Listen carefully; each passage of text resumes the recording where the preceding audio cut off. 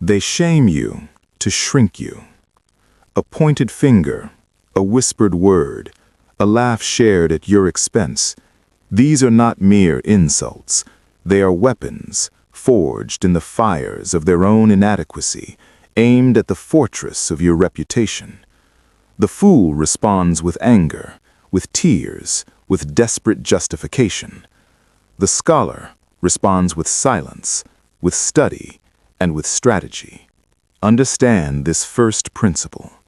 Shame is a loan they give you, hoping you will repay it with your peace. They cast upon you the shadow of their own self-loathing, and if you accept it, you carry their burden while they walk free. The shamer is a beggar dressed as a king, asking you to validate his throne by kneeling before him. The first law of destruction is the law of the unmoved mountain. When the arrow of shame flies toward you, do not dodge. Dodging admits the arrow could harm you. Do not flinch. Flinching shows you felt the sting. Stand absolutely still.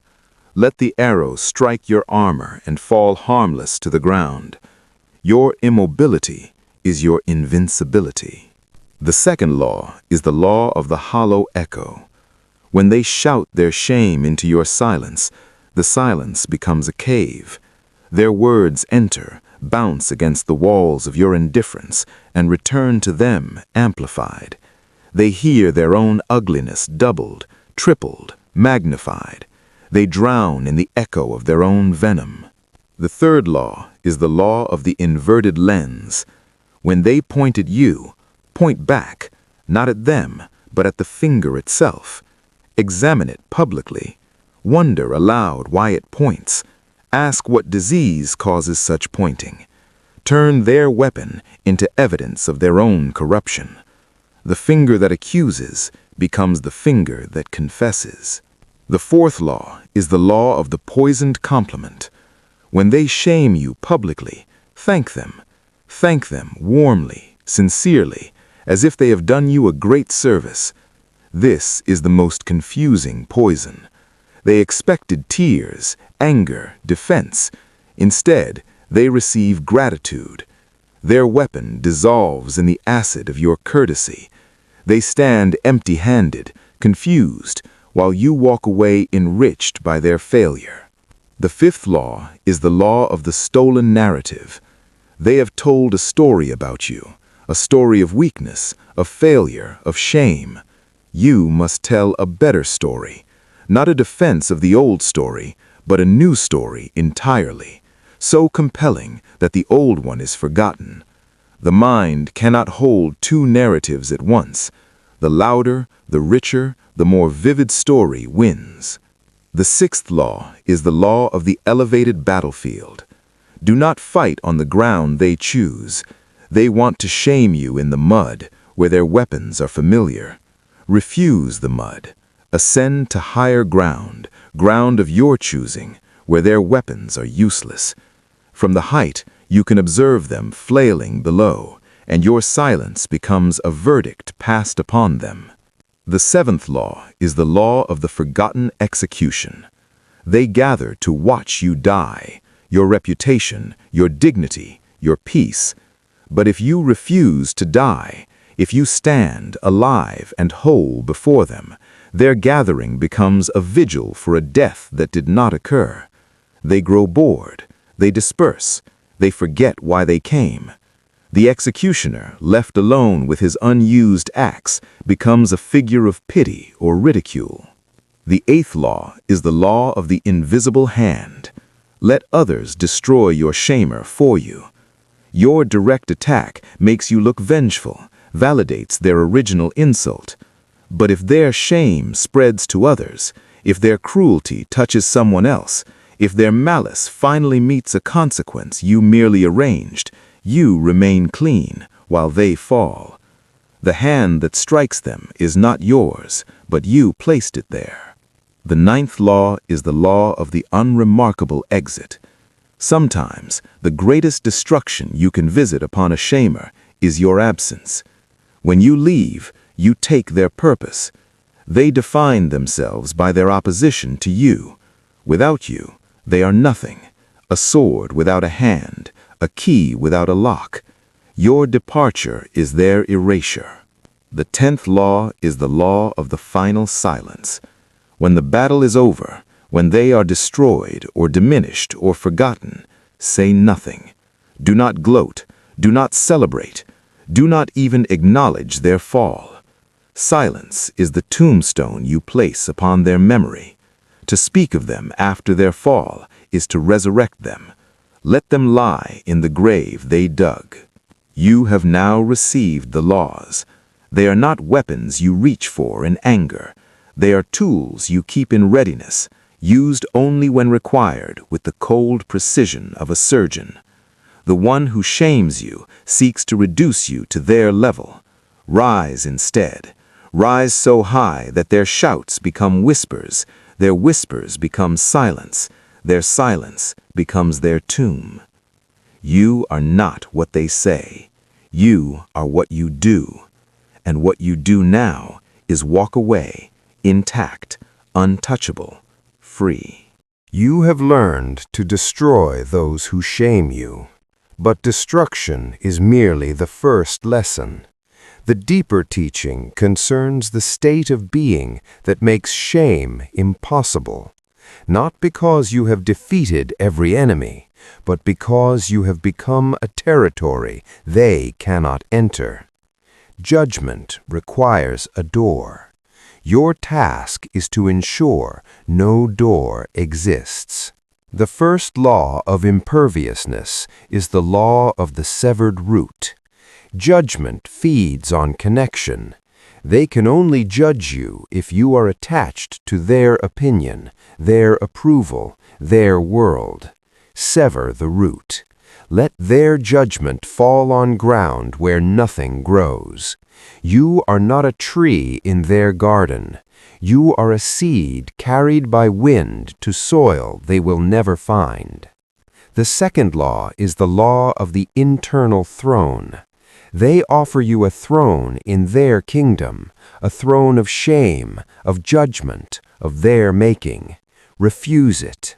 Build your own throne within, where no external voice can reach.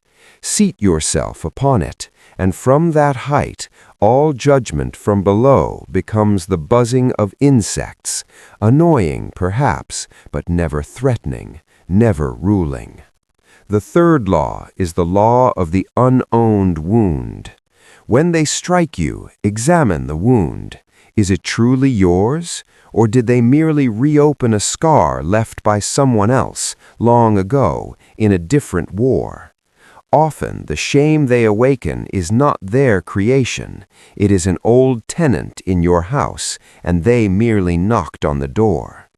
Evict the old tenant, and the new knock goes unanswered. The fourth law is the law of the unborrowed mirror. They hold up a mirror showing you as ugly, as weak, as shameful. You look into it and see their reflection, not yours. The mirror is theirs, the image is theirs, the judgment is theirs. You have merely been standing before their mirror, mistaking it for truth. Step aside. Let them gaze at their own reflection alone. The fifth law is the law of the renamed arrow. They name you fool to make you foolish. They name you weak to make you weak. Names are spells, and words are magic. Refuse the name. When the arrow of fool flies towards you, rename it before it lands. Call it teacher, call it mirror, call it wind. A renamed arrow cannot find its target because the target no longer exists by that name. The sixth law is the law of the invisible battle. They fight you in public before witnesses, hoping to wound you in the eyes of others. Refuse the public battle. Fight where they cannot follow, in the arena of your own mind, your own growth, your own becoming. Let them perform for an audience that will eventually grow bored and leave.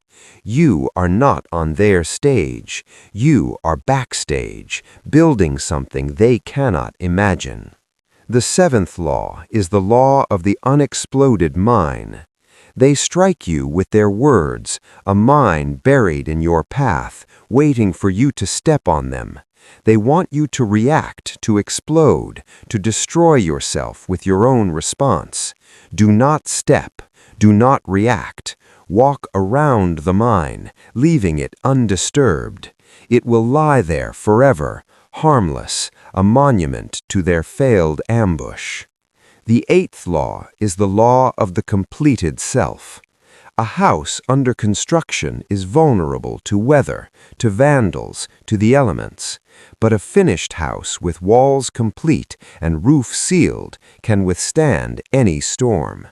Yourself, if perpetually under construction in response to their judgment, remains forever vulnerable.